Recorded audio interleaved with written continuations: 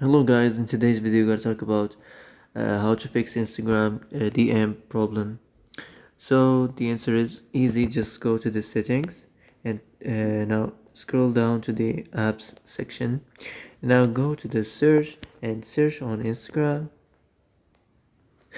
Now as you see, go to the storage, okay, and now you will find this clear cache here.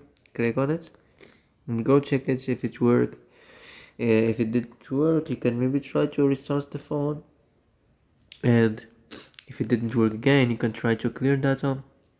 But be careful, you will lose all your data, so be careful when you clear your data. So that's it for today's video. I hope this is the answer you've been looking for.